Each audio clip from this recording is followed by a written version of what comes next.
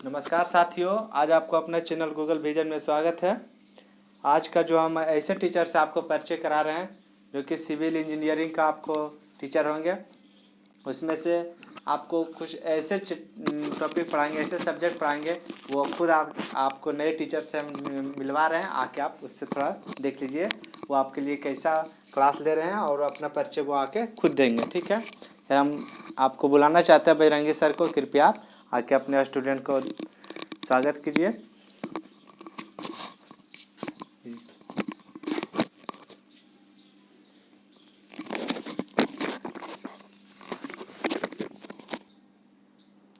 Hello friends, आज मैं आपके सामने एक ऐसा सिविल इंजीनियर का पेपर पढ़ाने जा रहा हूं जो बहुत ही महत्वपूर्ण है सिविल इंजीनियरिंग के स्टूडेंटों के लिए। तो हेलो दोस्तों, मेरा नाम बजरंगी कुमार है और मैं आज आपको स्ट्रेंथ ऑफ मटेरियल पढ़ाने जा रहा हूं और आप लास्ट तक मेरे वीडियो को देखिएगा, आपको अच्छा लगेगा तो ज़रूर देखिएगा। तो चलिए हम स्टार्ट करते हैं।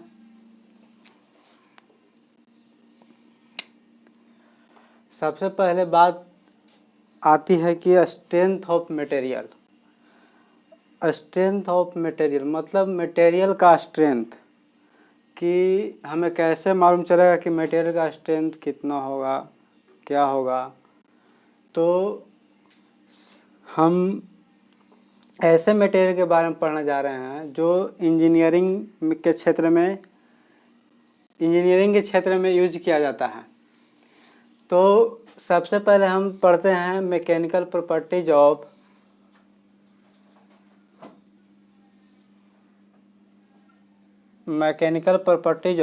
Engineering material.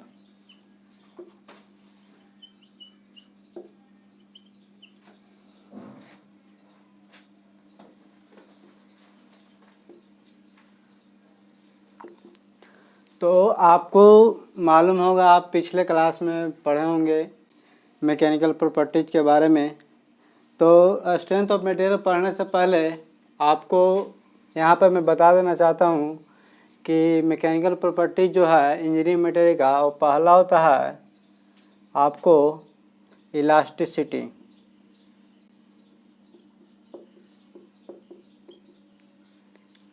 दूसरा होता है प्लास्टिसिटी।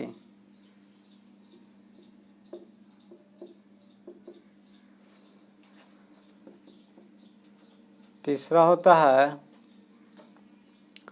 डक्टिलिटी।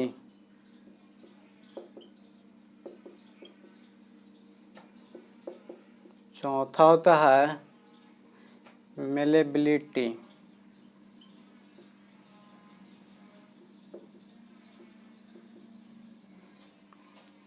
और पांचवा होता है ब्रिटलनेस।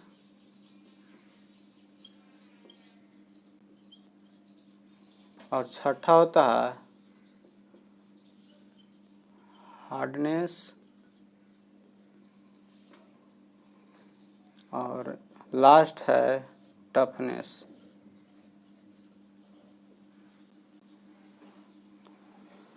तो दोस्तों, यहाँ पर हम पहला प्रॉपर्टी के बारे में पढ़ेंगे, इलास्टिसिटी के बारे में, कि इलास्टिसिटी क्या होता है, व्हाट इज इलास्टिसिटी। तो इलास्टिसिटी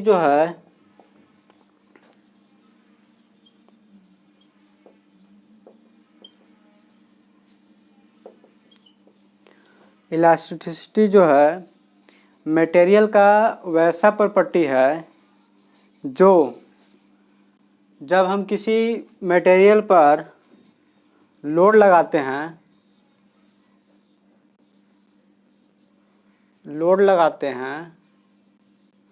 तो एक निश्चित लिमिट तक वह लोड को सहन करता है, और उसके बाद यदि हम एक निश्चित लिमिट के बाद से अगर हम उस लोड को हटाते हैं तो जो होता है मेरा बॉडी, वह धीरे धीरे अपना ओरिजिनल पोजीशन में आना स्टार्ट हो जाता है। तो यहाँ पर इलास्टिसिटी जो है एक ऐसा प्रॉपर्टी है, elasticity is the property of material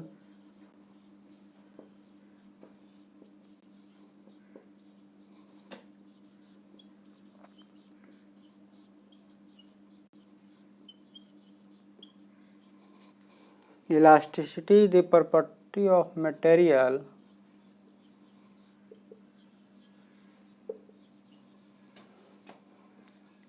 by virtue of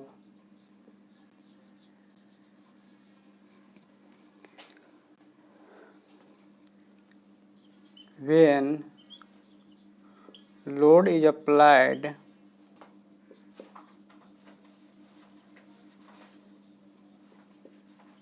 at certain limit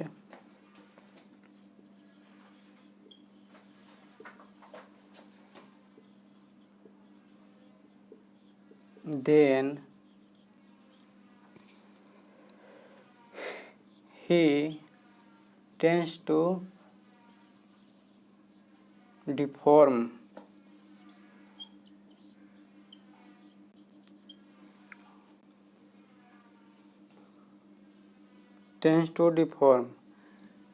After which when load is gradually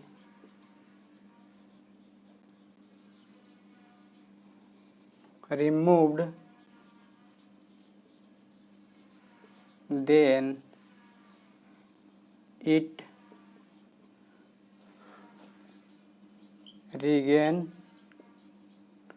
original shape.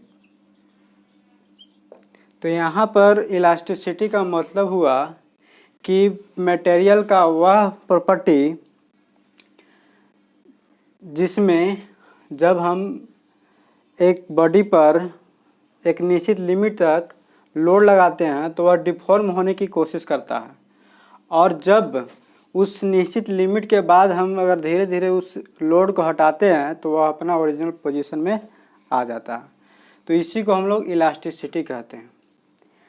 तो इलास्टिसिटी एक महत्वपूर्ण प्रॉपर्टी है इंजीनियरिंग पॉइंट ऑफ व्यू से। तो उसके बाद हम लोग चलते हैं कि इलास्टिसिटी मटेरियल जो होता है वो दो प्रकार का होता है। पहला होता है,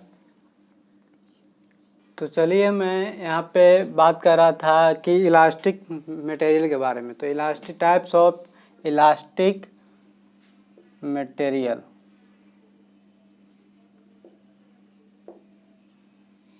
पहला हो जाता है आपको आइसोट्रोपिक, और दूसरा हो जाता है एनआइसोट्रोपिक। तो पहले बात करते हैं हम आइसोट्रोपिक के बारे में। तो आइसोट्रोपिक जो है कि वैसा elastic material, the material in which elastic property in all direction are same। वैसा इलास्टिक मटेरियल जिसमें इलास्टिक जो प्रॉपर्टी है सभी डायरेक्शन में वो सेम हो, तो उसे हम लोग आइसोट्रोपिक मटेरियल कहते हैं। और एनआइसोट्रोपिक मटेरियल वह होता है जिसमें इलास्टिक प्रॉपर्टी जो है पूरे डायरेक्शन में या पूरे बॉडी में एक समान नहीं होता है, तो उसे हम लोग एनआइसोट्रोपिक मटेरियल कहते हैं। तो चलिए मैं आगे पढ़ाता हूँ।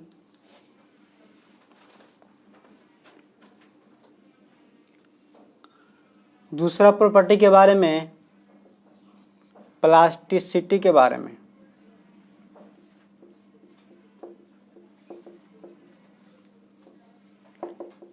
What is plasticity? तो प्लास्टिसिटी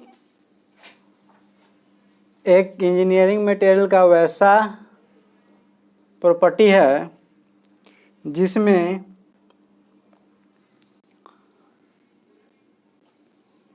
हम इलास्टिसिटी के जस्ट उल्टा बारे में पढ़ते हैं। जैसे प्लास्टिसिटी इज द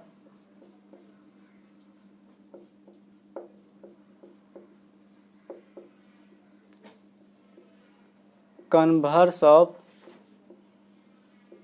इलास्टिसिटी। कहने का मतलब है कि जो इलास्टिसिटी का जो प्रॉपर्टी है जस्ट उससे उल्टा।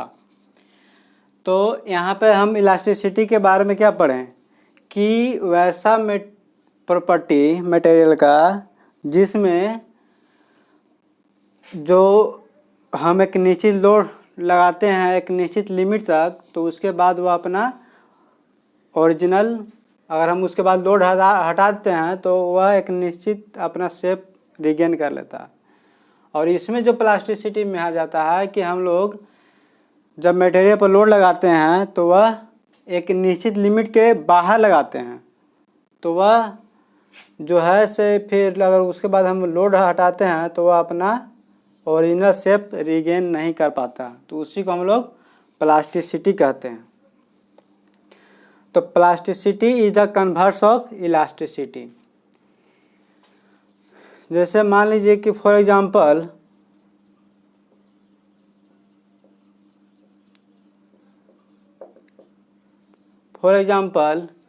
कि हम लोग एक ग्राफ लेते हैं स्ट्रेस और स्ट्रेन का।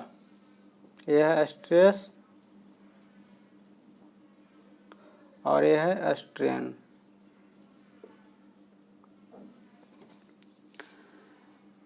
यदि हम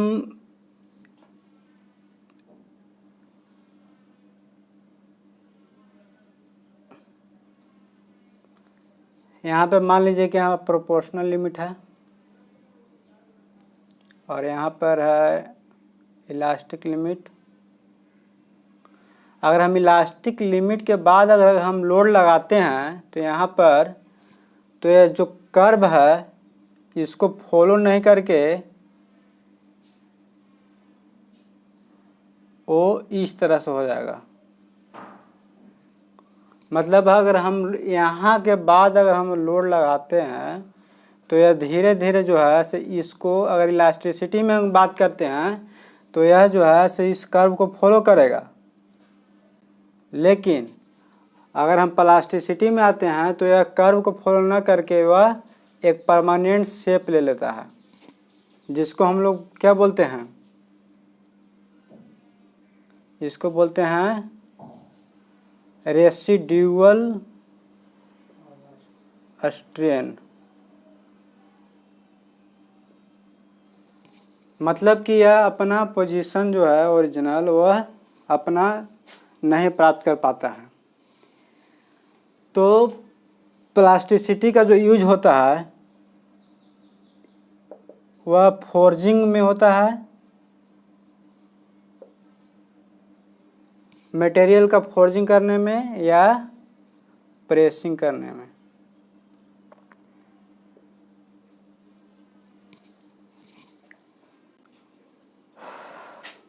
अब आगे का जो प्रॉपर्टी है वो तीसरा है डक्टिलिटी।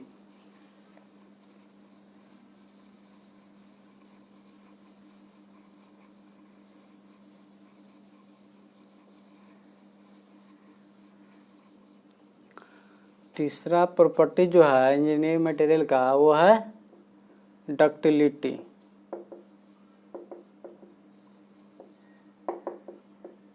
तो डक्टिलिटी में हम लोग डक्टिलिटी के बारे में पढ़ते हैं कि the property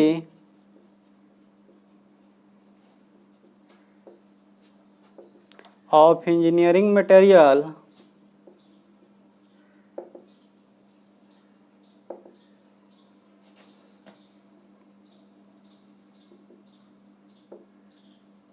by virtue of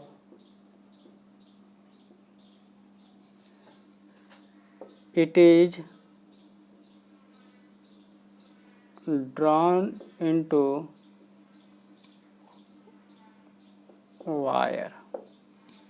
कहने का मतलब है कि मटेरियल का वैसा प्रॉपर्टी जिसके द्वारा हम मटेरियल को वायर के रूप में खींच सकते हैं, तो उससे हम लोग डक्टिलिटी कहते हैं। जैसे फॉर एग्जांपल मान लीजिए कि जो वायर बनता है, तो यह वायर पहले से बन के तैयार नहीं रहता है, तो उसमें अगर हमको वायर बनाना है तो उस मटेरियल को हम लोग क्या करते हैं, डक्टाइल करते हैं। जैसे डक्टाइल मटेरियल होता है, जैसे में हो गया कॉपर, हो गया एल्युमिनियम, हो गया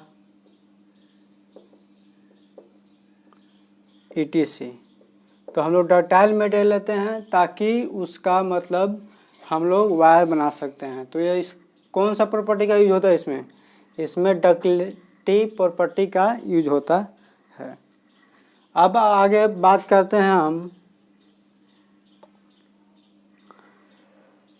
मेलेबिलिटी।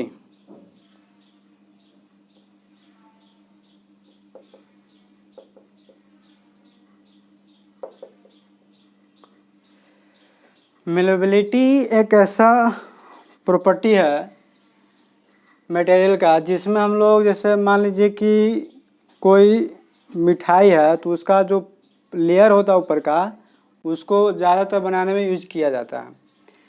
तो मेलेबिलिटी हम कैसे जानें कि मेलेबिलिटी क्या होता है, या कौन सा प्रॉपर्टी है जिसके बारे में हम लोग नहीं जानते हैं। तो मेलेबिलिटी इट इज़ द, इसको इस तरह से डिफाइन करते हैं कि it is the property of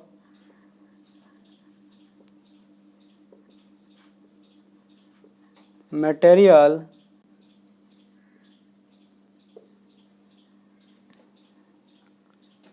in which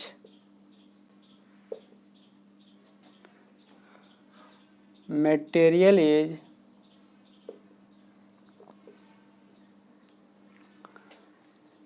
forged into layer।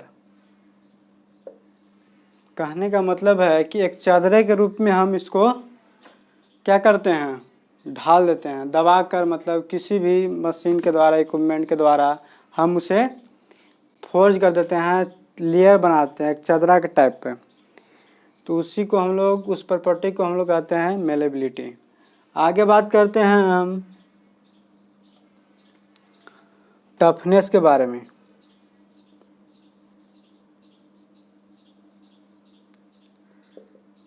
Toughness एक ऐसा प्रॉपर्टी है मटेरियल का जो आपको आगे भी पढ़ने को मिलेगा, जिसमें हम लोग पढ़ते हैं कि टफनेस जो है, ब्रिज, जैसे ब्रिज बनाना है तो उसमें हम बहुत इम्पैक्ट लोड लगता है और उस पर साइक्लिक लोड लगता है, जो उसको हम लोग पढ़ते हैं ब्रिज के बारे में। तो यहाँ पे टफनेस को हम लोग डिफाइन इस प्रकार से कर सकते हैं कि the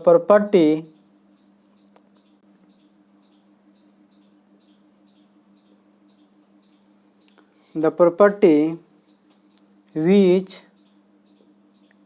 absorb energy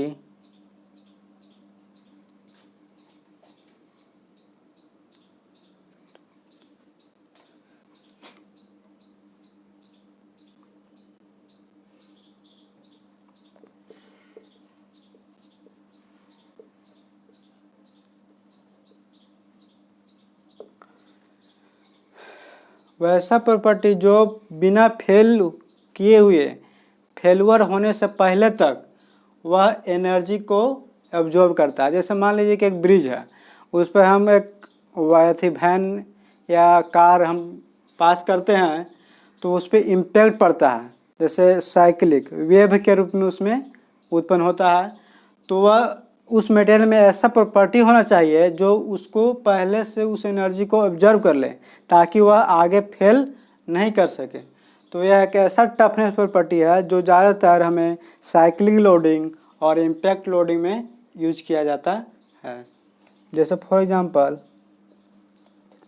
cyclic loading and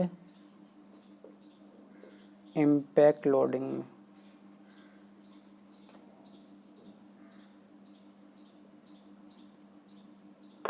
अब इसके बाद बात करते हैं हम अगला हम प्रॉपर्टी के बारे में पढ़ते हैं 7वां हार्डनेस के बारे में।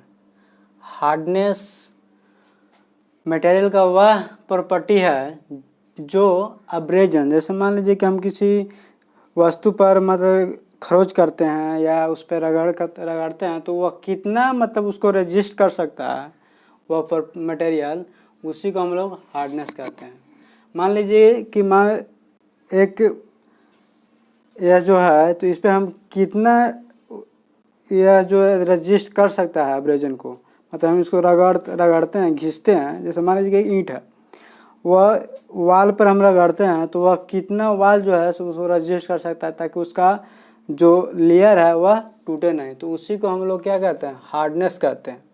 अगला जो सबसे महत्वपूर्ण जो प्रॉपर्टी है इंजीनियरिंग पॉइंट ऑफ व्यू से वो है आपका स्ट्रेंथ। स्ट्रेंथ एक ऐसा प्रॉपर्टी है जो किसी भी स्ट्रक्चर का, किसी भी सिविल इंजीनियर स्ट्रक्चर का अगर हम डिजाइन करना है, कोई बीम, कॉलम, पियर या कोई भी चीज़, तो हम लोग सबसे पहले स्ट्रेंथ की बात करते हैं। तो स्ट्रेंथ मटेरियल का वह प्रॉपर्टी है जो एक्सटर्नल लोड को रजिस्ट करता है। वह कितना रजिस्ट करता है, या फ्रैक्चर पॉइंट तक रजिस्ट करता है या इलास्टिक लिमिट तक वह रजिस्ट करता है, वह उसका उस मटेरियल का स्ट्रेंथ कहलाता है। स्ट्रेंथ जो है सो बहुत ही महत्वपूर्ण माना जाता है। किस डिजाइन ऑफ पॉइंट से, यदि मान लीजिए कि हमें कोई बीम या कॉलम का डिजाइन करना है तो उसमें हम लोग स्ट्रेंथ को एलिजिबल करते हैं और स्ट्रेंथ के ही मदद से हम लोग उस प्रॉपर्टी का डिजाइन करते हैं।